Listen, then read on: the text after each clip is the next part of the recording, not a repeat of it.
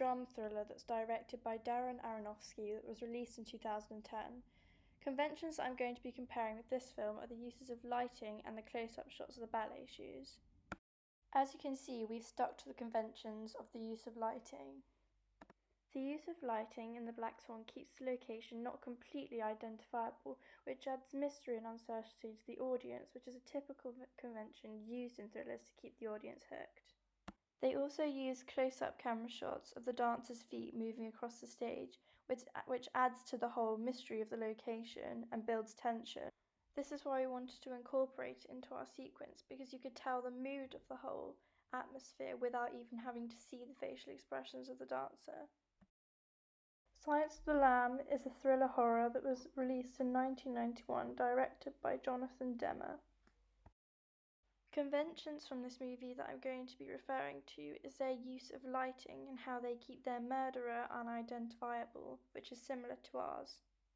You can see we stuck to the conventions of using the same camera composition, as well as costume being really dark so you can't really see them, and a male villain. This again builds tension, not being able to see the murderer's face. It adds that sense of mystery. However, conventions that we challenged, for example, was our use of lighting to hide the villain's face, whereas in the movie they used costume. We decided to include this convention into our sequence because not being able to see the villain's face becomes more mysterious and creepy, giving the audience room to open their minds to their own imagination, which can sometimes be more scary. Seven is a crime thriller that was released in 1995, directed by David Fincher. You can see here we've used the same conventions, such as the same composition and focus on the victim's face rather than the guy with the gun. However, we've challenged the conventions by using multiple camera shots to show danger and to help engage the audience more. Gone Girl was released in 2014. It's a thriller mystery and it's directed by David Fincher. You can see we followed the conventions such as camera direction and the dominance of the male over the female characters. However, we challenged this by having it predominantly focused on the female victim rather than the camera being mainly focused on the male.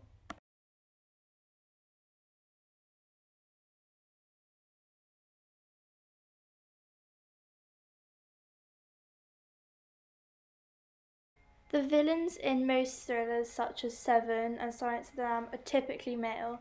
This is because they come across being stronger and scarier. We as a group decided to adhere to this stereotype as we wanted to make ours as realistic as possible, so therefore going with the stereotype of the male being a villain seemed like the most sensible choice. We also thought that since male are typically built bigger than female, by having a female victim, it then makes the victim look a lot weaker and smaller up against a larger man.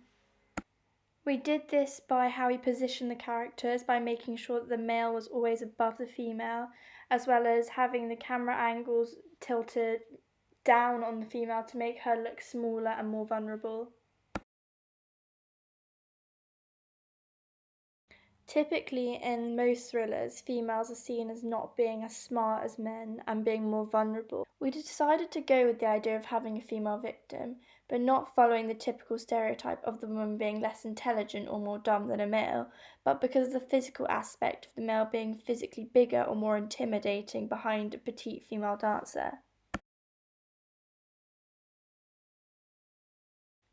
We decided that we wanted to cast our victims quite young compared to the villains because we thought that the younger they appeared on screen, the more sympathy people would have towards them.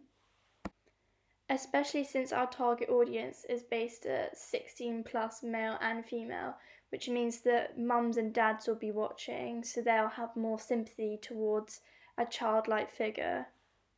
We also wanted to enhance this idea by our use of costume, by dressing both victims in white, as white symbolises purity and innocence.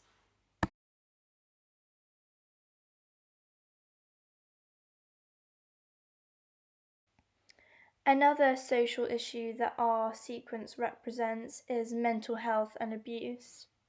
It shows the abuse when someone has a lot of power over somebody, and especially in our sequence, the abuse between the genders, male dominating over the female. We wanted to show this by using camera close-up shots of old scars and bruises to show that it's not just happened now, it's happened in the past many times, and also how one of our main dancers stares directly into the camera with that look of fear, suggesting that the guy in the audience is the one that's doing this damage. It also highlights how someone can feel trapped when they don't feel as strong as somebody else. So by having this male dominance over the females, they don't feel like they have the power and the strength to fight back. This gives awareness to mental health and abuse to the audience.